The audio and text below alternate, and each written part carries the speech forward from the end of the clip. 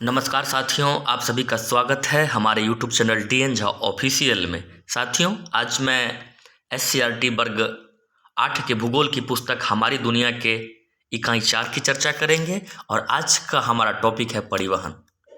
आइए साथियों, शुरू करते हैं अपने क्लास को। पहला जो है परिवहन। तो परिवहन क्या है? एक स्थान से दूसरे स्थान तक व्यक्तियों या वस्तुओं को पहुंचाना लाना परिवहन कहलाता है। समझ गए होंगे। एक स्थान से दूसरे स्थान तक व्यक्तियों को वस्तुओं को लाना पहुंचाना परिवहन कहलाता है। यह परिवहन सड़क मार्ग, रेल मार्ग, हवाई मार्ग, जल मार्ग इत्यादि से होता है। तो आप समझ गए होंगे। आगे बढ़ते हैं साथियों। यहाँ देखिए, परिवहन परिवहन जो होता है स्थल मार्ग से होता है, जल मार्ग से होता है, वायु मार्ग से होता है। तो अब परिवहन देख सकते हैं स्थल, जल और वायु। अब स्थल में देखते हैं कि सड़क परिवहन होता है, रेल परिवहन होता है, पाइपलाइन परिवहन होता है। यानी सड़क मार्ग से सड़क परिवहन, स्थल मार्ग से सड़क परिवहन, रेल परिवहन और पाइपलाइन परिवहन होता है। जल मार्ग से आंतरिक भी होता है और अंतर्राष्ट्रीय भी होता है। जो देश के अंदर होता है वो आंतरिक परिवहन होता है और अंतर्राष्ट्रीय महासागरों के माध्यम से होता है तो अंतर्राष्ट्रीय स्तर की होती है। और वायु परिवहन आप सभी जानते हैं वायु मार्ग से होता है। तो सड़क सड़क परिवहन लिख जो आप देख रहे हैं, तो इसमें क्या है कि आप सभी जानते हैं कि हम अपने कहीं भी जाने के लिए, स्कूल, कॉलेज, मुख्यालय इत्यादि जाने के लिए हम सड़कों का सहारा लेते हैं। ये सड़क परिवहन होते हैं। और यहाँ देखिए, जो आपको जानना है, स्वर्णिम चतुर्भुज राजमार्ग। देश में अनेक सड़कें स्वर्णिम चतुर्भुज राजमार्ग के नाम से जानी जाती है। इसमें है दिल्ली, कोलकाता, मुंबई, चेन्नई।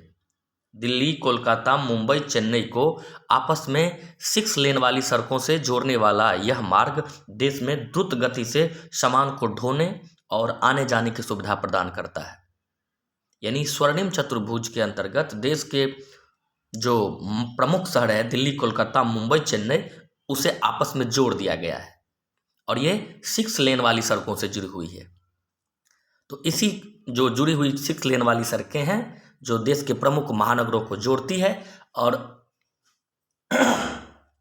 जिसके माध्यम से जो द्रुत गति से सामान को ढोने और आने की सुविधा प्रदान किया जाता है, ये सब स्वर्णिम चतुर्भुज के अंतर्गत आता है।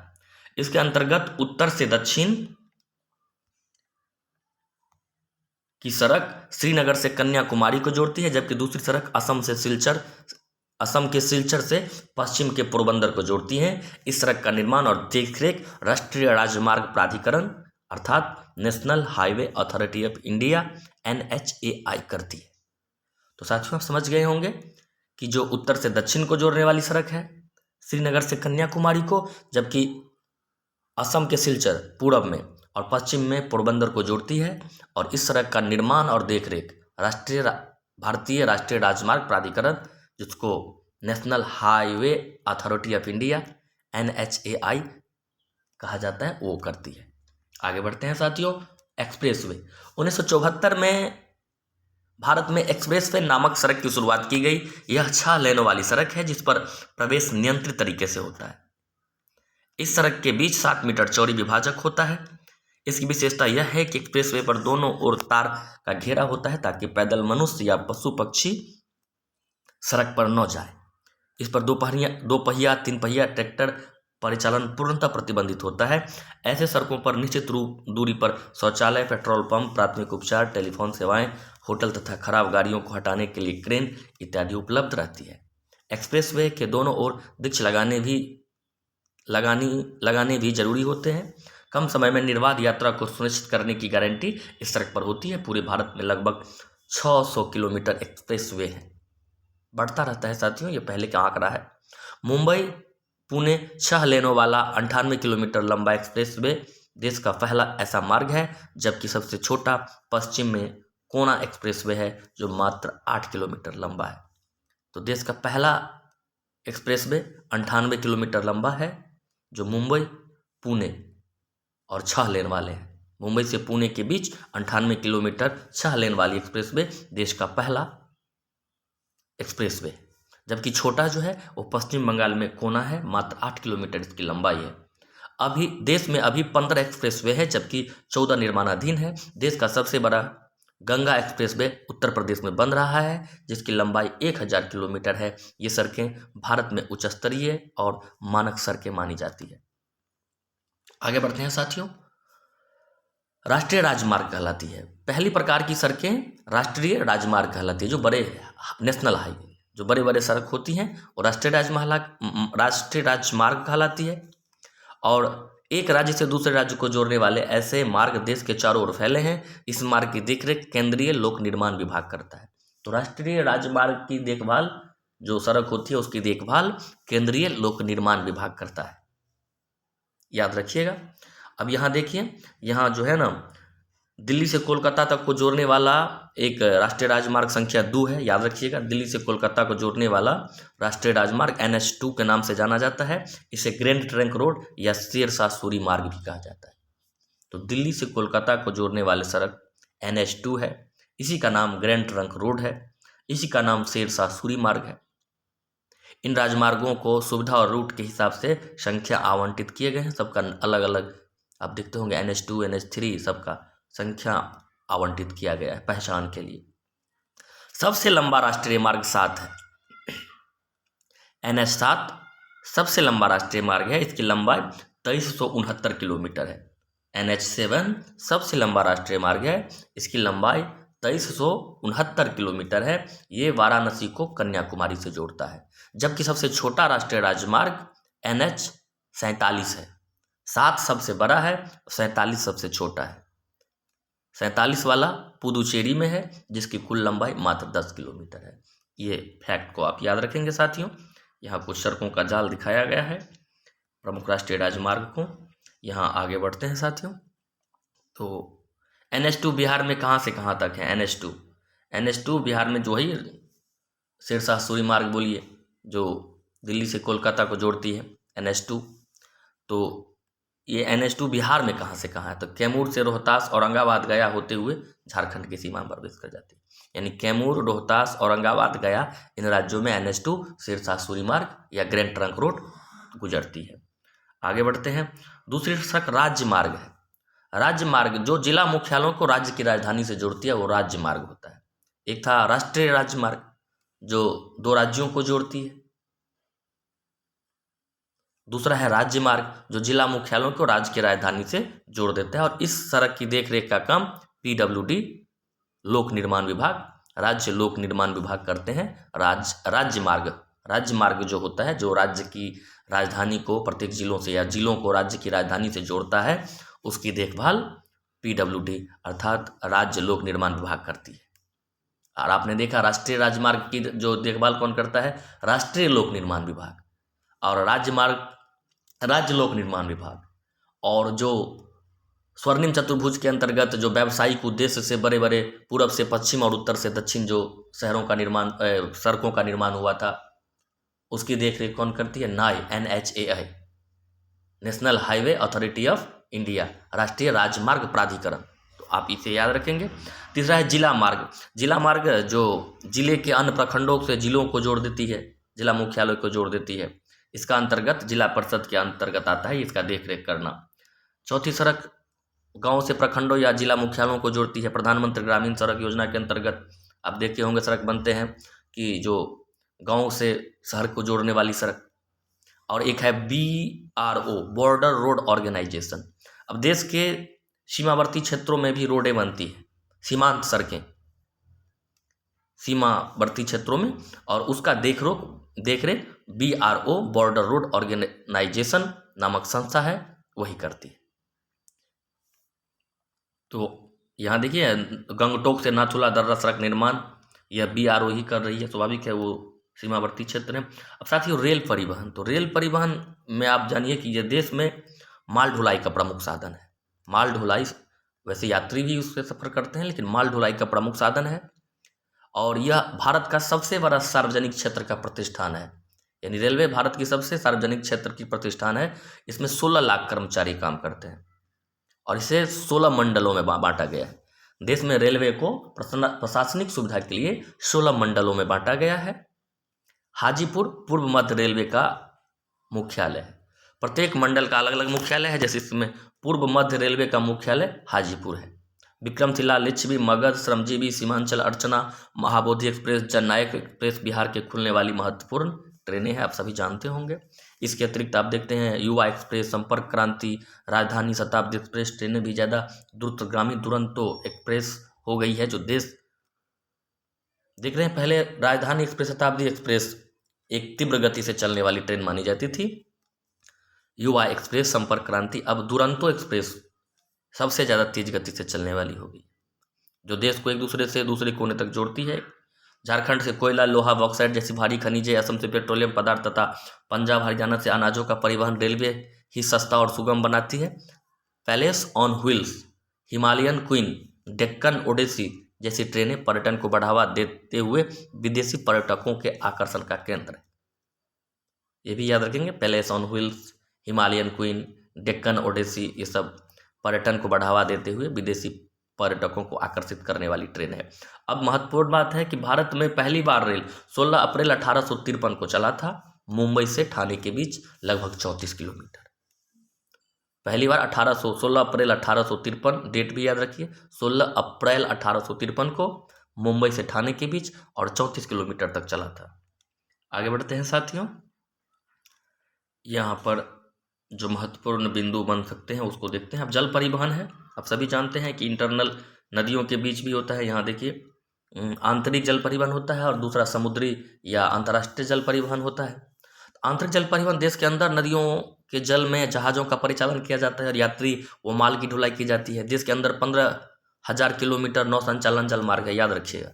देश के अंदर 15,000 किलोमीटर नौ संचालन जल मार्ग है देश के अंदर।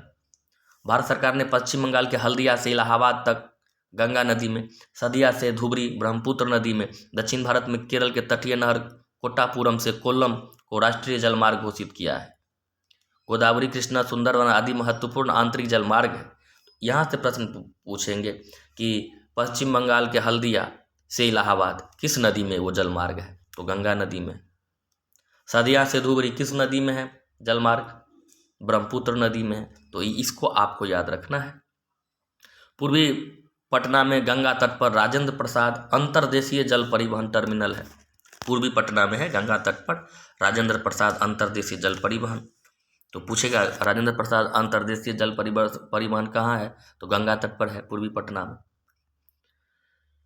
अब इसके बाद यहाँ देखिए, यही जल मार्ग सबको दिखाया है। अब अंतर्राष्ट्रीय जल मार्ग, इन समुद्र तटों पर 12 प्रमुख बड़े बंदरगाह है। अब क्या है कि परिवहन समुद्री जल परिवहन, भारत की लगभग 7,500 किलोमीटर लंबी समुद्री तट बंगाल की खाड़ी और अरब सागर के साथ लगी हुई है। आप सभी जानते हैं, पश्चिम अरब सागर से लेकर पूर्व में बंगाल की खाड़ी तक 7,500 किलोमीटर लंबी समुद्र तट रेखा है भारत की। इन समुद्र तटों पर 12 प्रमुख बड़े बंदरगाह है, 12 प्रमुख बड़े बंदरगाह है और कई छोटे और मझोले पत्तन है जिनसे अंतर्राष्ट्रीय परिवहन सुलभ होता है।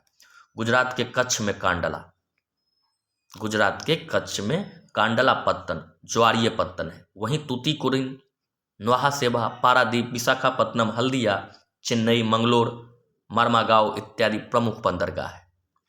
मुंबई खुला हुआ बड़ा प्राकृतिक बंदरगाह है। मुंबई के इस बंदरगाह में अधिक जहाज़ों के आवागमन के कारण ही इसके निकट एक दूसरा बंदरगाह विकसित किया गया है जिसे जवाहरलाल नेहरू पत्तन के नाम से जाना जाता है। तो साथियों, इसमें आपको याद ध्यान देना है कि कौन सा बंदरगाह किस राज्य में है। तो गुजरात के कच्छ में कांडला पत्तन है जो ज्वारीय पत्तन है, उसकी प्रकृति भी आपको जाननी है। गुजरात में के कच्छ में जो कांडला पत्तन है वो कैसी पत्तन है, तो ज्वारीय पत्तन है। तूतीकोरिन, नोवा सेवा, पारादीप, विशाखापत्तनम, हल्दिया, चेन्नई, मंगलोर, मारमागांव इत्यादि प्रमुख बंदरगाह है। मुंबई खुला हुआ प्राकृतिक बंदरगाह है। तो मुंबई कैसा बंदरगाह है, खुला हुआ प्राकृतिक बंदरगाह है। अधिक जहाज़ों के आवागमन के कारण इस पर वहाँ पर एक नया दूसरा बंदरगाह विकसित किया गया है जिसे जवाहरलाल नेहरू पत्तन के नाम से जाना जाता है। इन्हीं बातों को आपको याद रखना है। गोवा स्थित मारमागांव, अब मारमागांव बंदरगाह कहाँ स्थित है, गोवा में है। एक कुल निर्यात का, देश के कुल निर्यात का आधा लौह अयस्क निर्यात यहीं से किया जाता है। यानी जितना भी लौह अयस्क निर्यात होता है उसका आधा लौह अयस्क निर्यात गोवा स्थित मारमागांव बंदरगाह से होता है। सुदूर दक्षिण पश्चिम में कोच्चि पत्तन है, यह एक प्राकृतिक बंदरगाह है। तो कैसी बंदरगाह है, कोच्चि पत्तन प्राकृतिक बंदरगाह है। भारत में सबसे चीन कृत्रिम पत्तन चेन्नई में, यानी कृत्रिम मानव निर्मित पत्तन जो सबसे प्राचीन भारत में है वो कौन है, वो चेन्नई में। तो साथियों आप समझ गए होंगे, इन्हीं बातों को आपको याद रखना है, इसी से प्रश्न पूछा जा सकता है।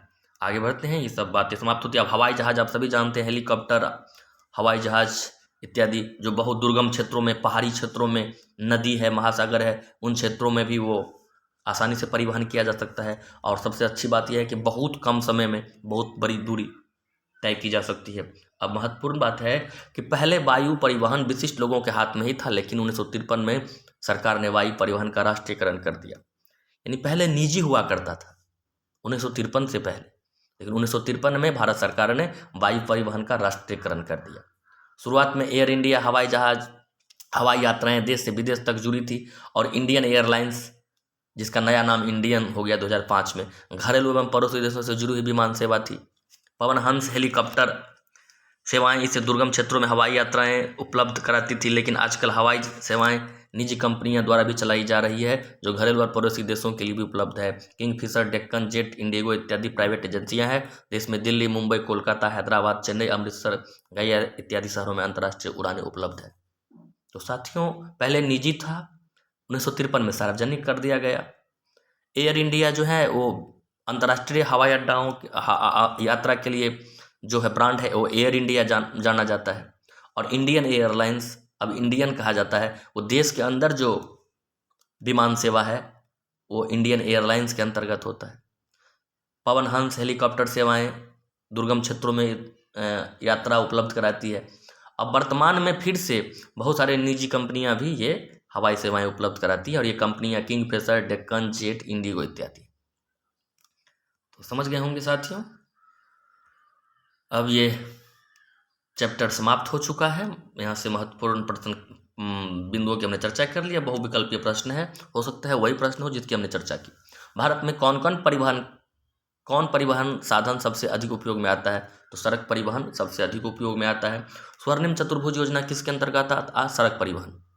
स्वर्णिम चतुर्भुज में देश में व्यापारिक सुविधाओं के लिए सामान को एक स्थान से दूसरे स्थान तक पहुंचाने के लिए, आप देखे होंगे कि उधर असम सिलचर से लेकर पश्चिम में पोरबंदर तक, उत्तर में जो कन्याकुमारी, दक्षिण में उत्तर में जो है ना श्रीनगर कश्मीर से लेकर कन्याकुमारी तक ये सड़कें बनाई गई हैं 6 लेन, और इनको मुख्य रूप से एक राष्ट्रीय राजमार्ग प्राधिकरण के देखरेख में रखा गया है, और उसी को स्वर्णिम चतुर्भुज सड़कें कहा जाती हैं। स्वर्णिम चतुर्भुज योजना के अंतर्गत ये सड़कें आती हैं। तो स्वर्णिम चतुर्भुज योजना सड़क परिवहन के अंतर्गत आती है। राष्ट्रीय राजमार्ग की देखरेख कौन सा विभाग करता है, तो केंद्रीय लोक निर्माण विभाग राष्ट्रीय राजमार्ग की देखभाल करता है। और राजमार्ग जो राजकीय राजमार्ग जो होता है उसका राज्य लोक निर्माण विभाग इसकी देखरेख करता है। और जो स्वर्णिम चतुर्भुज के अंतर्गत जो सड़कें हैं उसकी देखभाल राष्ट्रीय राजमार्ग प्राधिकरण करती है साथियों। तो इस प्रश्न का उत्तर ख होगा। और ये जो गौ देख रहे हैं वो स्वर्णिम चतुर्भुज के अंतर्गत जो होता है वो राष्ट्रीय राजमार्ग प्राधिकरण NHAI, national highway authority of India, वो करती है। सीमा सड़क संगठन क्या है, सीमावर्ती सड़कों की देखरेख करने वाली संस्था है। इंडियन एयरलाइंस को अब किस नाम से जाना जाता है, इंडियन। 2005 में इसका नाम चेंज कर दिया गया है। भारत में वायु परिवहन का राष्ट्रीयकरण 1953 में किया गया। मारमागाओ पत्तन गोवा राज्य में है, और पूर्व मध्य रेलवे का मुख्यालय हाजीपुर है। सबसे लंबा राष्ट्रीय राजमार्ग संख्या 7 है, जो कि वाराणसी से कन्याकुमारी तक है। लंबाई 2369 किलोमीटर है। और सबसे छोटा NH47 है, जो कि 10 किलोमीटर है, और पुदुचेरी में। सदिया से धुबरी जल परिवहन मार्ग ब्रह्मपुत्र नदी में। तो साथियों कैसा लगा ये सेशन आप जरूर बताइएगा। अब फिर मिलते हैं अगले वीडियो में, तब तक के लिए आप सभी का बहुत बहुत धन्यवाद।